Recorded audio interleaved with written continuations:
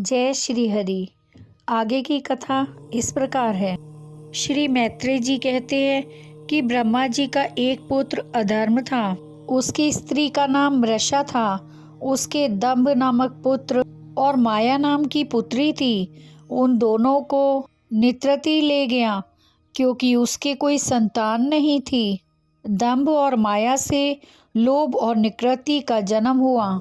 उनसे क्रोध और हंसी का और कलह का जन्म हुआ और उसकी बहन गाली उत्पन्न हुई। फिर दुरुति से कली ने भय और मृत्यु को उत्पन्न किया तथा दोनों के संयोग से यातना और नरक का जोड़ा पैदा हुआ। श्री मैत्रेय जी कहते हैं कि मैंने इस प्रकार प्रलय का कारण रूप यह अधर्म का वंश तुम्हें सुनाया है। ध्रुव का जन्म और विवरण। श्री मैत्रेय जी कहते हैं कि महारानी शत्रुपा और स्वयंभू मनु के प्रियव्रत और उत्तानपाद दो पुत्र थे। उत्तानपाद के सुनुति और सुरुचि दो स्त्रियां थीं। सुरुचि राजा को बहुत प्रिय थी। सुनीति का पुत्र ध्रुव था। एक दिन सुरुचि के पुत्र को उत्तानपाद अपनी गोद में लेकर प्यार कर रहे थे। उसी समय ध्रुव आया और पिता की गोद में बैठना चाहा। राजा ने उसे अपनी गोद में नहीं बैठाया। सुरुचि ने कहा, बच्चे, तू राज सिंहासन पर बैठने का अधिकारी नहीं है। यदि तू पिता की गोद और राज सिंहासन की इच्छा रखता है तो वन में जाकर तपस्या करके परम पुरुष श्री नारायण को प्रसन्न कर। ध्रुव को फटकार कर उसकी माता के पास भेज दिया। वह रोता हुआ अपनी माता सुनीति के पास पहुंचा। माता ने ध्रुव को प्यार किया और कहा कि तू सत्वगुण को अंगीकार करने वाले श्री हरि के चरणों की आराधना कर।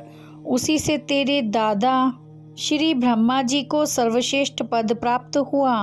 कुछ दिन बाद नारद जी आए और ध्रुव को भक्ति भाव का ज्ञान दिया और कहा कि इस मंत्र ओम नमो भगवते वासुदेवाय नमः का जाप करो, इससे तुम्हारा कल्याण होगा। ध्रुव ने यमुना जी के किनारे जाकर वट वृक्ष के नीचे बैठकर मंत्र का जप करना आरंभ किया। कुछ दिन बाद एक पैर पर खड़े रहकर उस मंत्र का जप किया। फल फूल अन्न जल छोड़कर घोर तपस्या की। भगवान ने ध्रुव को वरदान दिया कि आपको सप्तऋषियों के लोक से भी ऊपर ध्रुवलोक का स्थान प्राप्त होगा।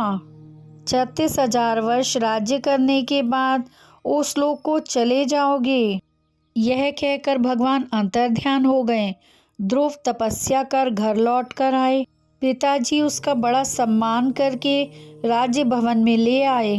ध्रुव की महिमा और कीर्ति को सुनकर बड़े प्रसन्न हुए। राजा उत्तानपाद ध्रुव को राजगद्दी देकर तपस्या करने वन को चले गए। ध्रुव का यक्षों के साथ युद्ध। श्री मैत्रेय जी कहते हैं कि ध्रुव का विवाह शिशु कुमार की पुत्री भ्रमी के साथ हुआ। उनके कल्प और वत्सर नाम के 2 पुत्र हुए। ध्रुव की दूसरी स्त्री वायु पुत्री इला थी। इला के उत्कल नामक पुत्र और कन्या रत्न का जन्म हुआ। उत्तम शिकार खेलने के लिए हिमाचल पर्वत पर गया। वहां उसको यक्षों ने मार डाला। कुछ समय बाद उसकी माता भी परलोक को चली गई। भाई उत्तम का बदला लेने के लिए ध्रुव हिमाचल की घाटी में यक्षों से भरी अलकापुरी गए। ध्रुव ने शंख बजाया। यक्ष योद्धा शंख की आवाज सुनकर हथियार हाथ में लिए हुए वहां आए और ध्रुव पर आक्रमण कर दिया। ध्रुव जी ने उन पर भयंकर बाणों से आक्रमण किया, जिसके कारण यक्षवीर मारे गए और जो बचे थे वे सब भाग गए। ध्रुव जी अलकापुरी देखने के लिए आगे बढ़े। स्वयंभू मनु ध्रुव को युद्ध में देखकर वहां आए और अपने पौत्र ध्रुव को समझाया कि बेटा, यक्ष कुबेर के अनुचरों ने तुम्हारे भाई को नहीं मारा है। आप लड़ाई बंद कर दो, भगवान की तरफ ध्यान दो। स्वयंभू मनु की शिक्षा से पौत्र ध्रुव का क्रोध शांत हो गया। कुबेर ने आशीर्वाद दिया और कहा कि कुछ मांगो। ध्रुव ने उनसे यह ही मांगा कि मुझे श्री हरि की अखंड स्मृति बनी रहे। एडविडा के पुत्र कुबेर जी ने उन्हें भागवत स्मृति प्रदान की। ध्रुव ने 36,000 वर्ष तक राज्य किया। फिर अपने पुत्र उत्कल को राज्य सिंहासन देकर और सब त्याग करके बद्रिका आश्रम को चले गए।